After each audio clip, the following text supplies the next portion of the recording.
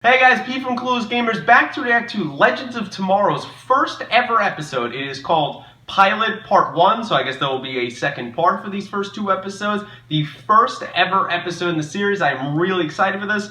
Basically, it takes place, I think, 8 heroes that we've seen throughout the whole CW Flaro kind of universe that we've all met before. They're brought together by Rip Hunter to fight Vandal Savage, a classic DC villain, one of my favorites. I always was introduced and remember from Justice League Animated Series and, Justice League Unlimited, and then Young Justice. So I'm really excited to see here. I did like I don't know the actor's name, but I did like his portrayal in the crossover this season of Flash and Arrow. The interesting thing is, in that, he died. So I know he exists through all of time, but kind of how are they going to explain that? Does he know he died? A whole bunch of things I need to, be addressed.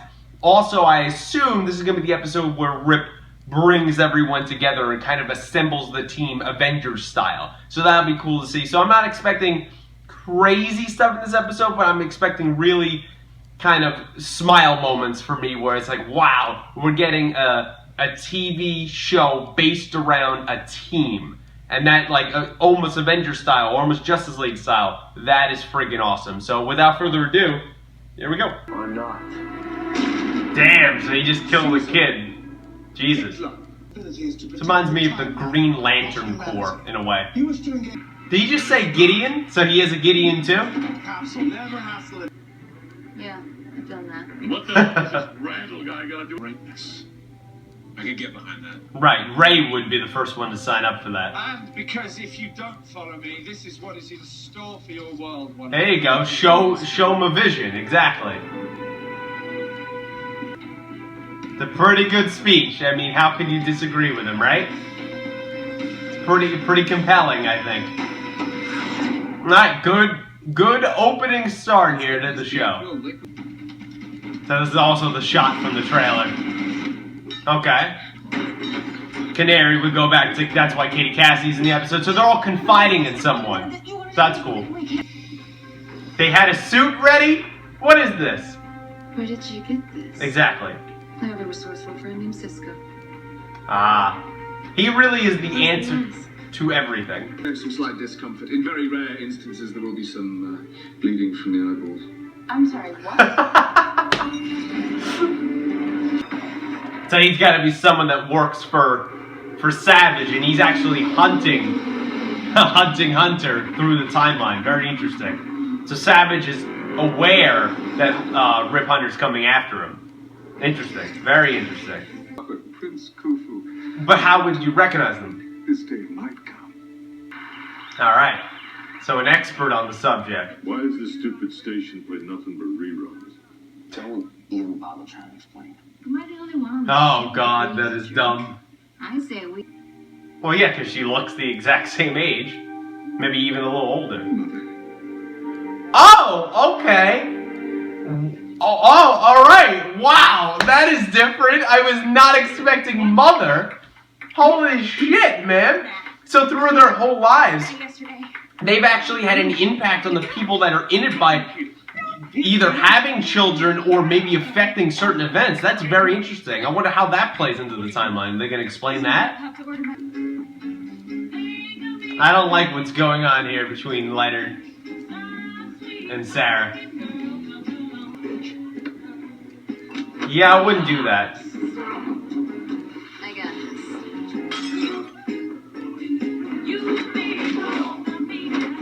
Damn.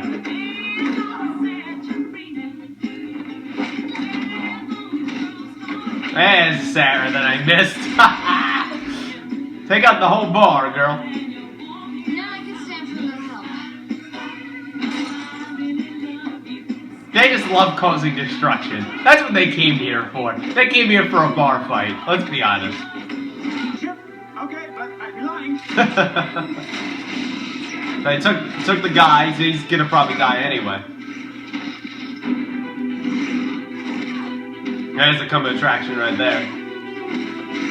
See, I wish I knew more about the DC lore, otherwise maybe I know who Kronos is. I know more about Marvel. Who the hell is this guy? Let me know down below if you know. Oh! Just in time, guys. We This go out for one lousy drink. car that you stole. Managed to pick a fight with Boba Fett. Hey, it's a lot of graphics on the show. It's looking pretty good right now. Yeah, I don't think Cronus expected this. Oh, God. Yeah, he's gonna die anyway. I knew that was gonna happen. Because it's a fixed point. He's gonna die no matter what they did. That's how I understand it. He works for the Council of Time Masters.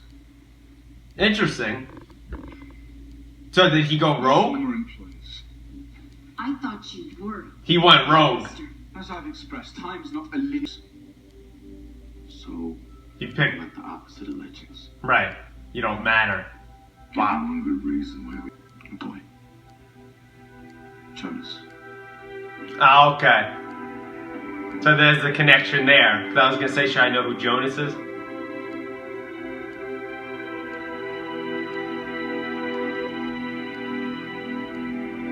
I bet Savage knew that was Rip Hunter's kid. That's why he said something to him in the beginning.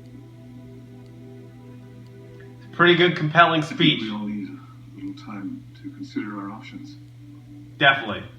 But it's a pretty compelling thing, man. He lied, but it's for good reasons. It was. I know that's a thing throughout shows, but it was for good reasons. That's a rough thing, and that's why he's so obsessed with Savage. I know in the comics, one of the few things I know is Hunter and Savage have a rivalry, and he's basically obsessed with Savage.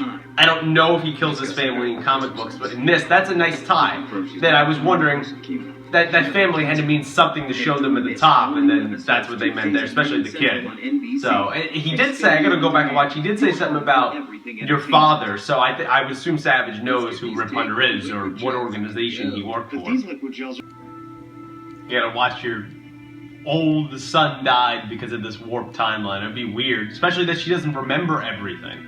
So it's harder for her to accept stuff like this. We're nobodies. Right, but you're changing This it. mission is about changing the future. Right, so then you can become legends in that one. The power to change the world. Don't you think we have the power to change our own fate? Percent likelihood that they decide to go on with the mission. And that's about the repairs. And then another unfortunate consequence of Kronos' attack. Care to hear about it? Oh, really? Gideon's gonna be the sarcastic, funny bastard of this show, like a Jarvis. Our son. I like killing people. We're in. For now. It's fair. So how do we find this guy? Professor Boardman had a theory about that. I've already had Gideon plot a course.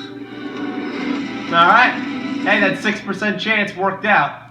Norway, 1975. Savage.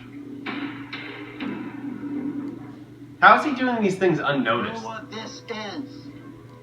He's trying to make this world a better place. Yeah. One war at a time. Yeah, I don't think that's what you're trying to do, Mr. Savage. I think you're trying to take over the world because that's what you do. All right, guys. So that was the episode there. It was a solid episode. You know, nothing super spectacular. A ton of dialogue and voiceovers and stuff like that. But that was to be expected. I mean, I kind of knew that was going to happen. I think anyone that was going to jump in on board here knew that was going to happen because there's so much setup. I mean, obviously, the next episode I'm going to be watching is called Pilot Part 2. So they're not even technically done with the pilot. You know, there's a lot of exposition to get through because you need to set up 8 characters. Rip is 9. Vandal Savage you could throw in as 10. And then you can have all these secondary characters like Kronos and anyone else they meet through time. Like, you know, Shiara right there and Khufu's son. You know, like, there's all these things to set up. So it's gonna have its lumps. I wouldn't say, like I said, I'd say it was solid. I wouldn't say it was bad. I didn't like how the team, I guess, came together so quickly.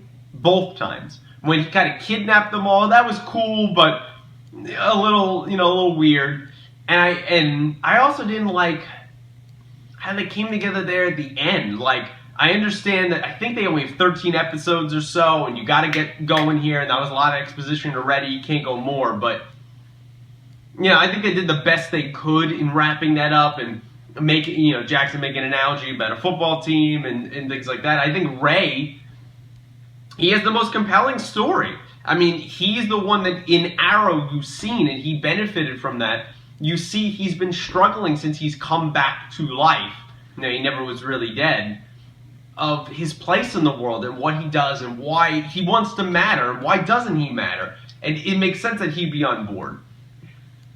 Alright, having Snart and Rory there, saying, oh, we can steal stuff throughout time. Alright, that sort of works. Canaries, I think, is the second best that works. Kind of Firestorms, he wants to do an adventure and see things as a scientist. Alright, I could buy that. It's stretching it a little bit. And Jackson being part of a team and stuff like that. I didn't also like, they drug him to get on there. It was funny, but it was also like, alright.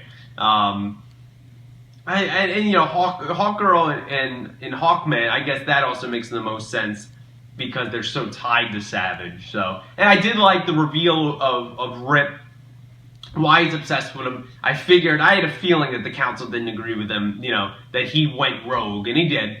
And I like that those people in the beginning were his family, and they were murdered, and it creates this connection. But it's also, that pushes him, it drives him, but what he said was true. Vandal Savage is a horrible person, and he does take over the world, and he kills all these people and everything else. It looks like he wants to really live in a world that's almost just him. I mean, he's not even taking it over, he's just murdering people all through London there, so we'll have to obviously see more of Vandal Savage's motive. I did like Heatwave, though. I think, I think Mick was good. I really did like him in this episode. He had some good lines, some stuff that wasn't great, but he was still, I think he's going to be the best part. Because he's, oh, I'm here to kill people. He's someone that doesn't give a shit. He'll just do whatever, and he's here to have fun, and a bar fight, awesome. I'll pick up a stool and fucking nail somebody. Like, he's just here to have fun, where Captain Cole can put on these airs and pretend that, oh, I'm going to steal this or that. But like Barry said, he's got a little bit, not completely, but he's got a little bit of hero in him, more like an anti-hero. Way more than Mick does. So it'll be interesting to see, I guess, how all that progresses, how the team meshes together, and how this show moves, because there's so many moving parts. And obviously, you want a great villain in Vandal Savage. They built him up great in the crossover, and I hope they do a great job of him, in the show, and to see how that goes. But that's kind of my thoughts here, guys, on pilot episode 1 of Legend of Tomorrow, Part 1, the first ever episode in the series. Let me know what you thought in the comments down below. Like the video, subscribe to the channel if you'd be so kind, share it with your friends. Also, let me know down below in the comments what you liked and didn't like about the episode. Was there any huge highlights, standout moments for you, or were there some things maybe that didn't work? Are you excited to see where the show goes? Let me know all down that in the comments below. And until next Legend of Tomorrow reaction, thanks for watching.